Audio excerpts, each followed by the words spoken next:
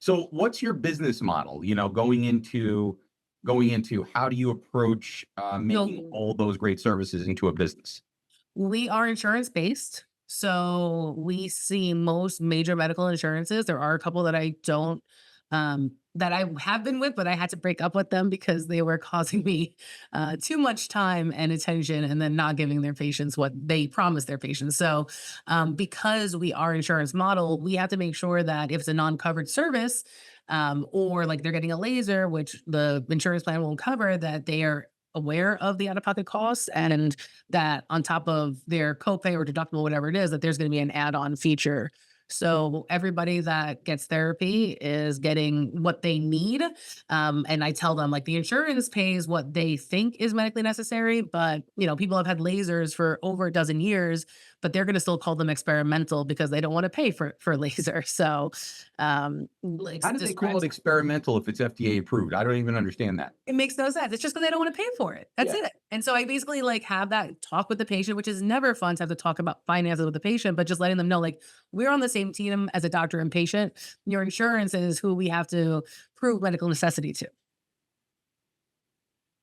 Great.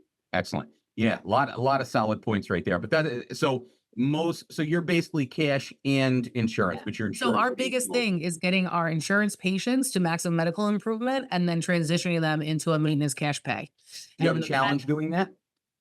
I have a challenge doing that with people who don't value themselves, basically. Like they don't care enough about themselves to do that monthly, out of pocket charge until they have another blowout. And so I let them Gotcha. know after the third blowout, I say, why are you going to pay for my boat? Why are you going to pay for my second beach house? Like, I don't need you to do this. If you would just come in on maintenance, you wouldn't have this huge exacerbation.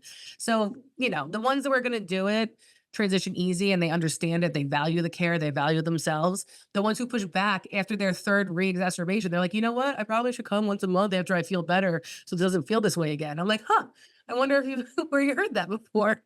It's so wonderful how people hit that brick wall like once, twice, three times, four times, and it takes them that many times. And you listen, hey, I'm guilty of that too. How Yeah. many times it took my dentist to tell me to learn how to floss? I don't even know, but I do it now, so a lot Me better off with too. that. It's one of my But favorite yeah, things. I mean, we work with personalities and everything. So your transition comes through education, and then Yeah. So on you their just basically second work with visit, the patient's personality.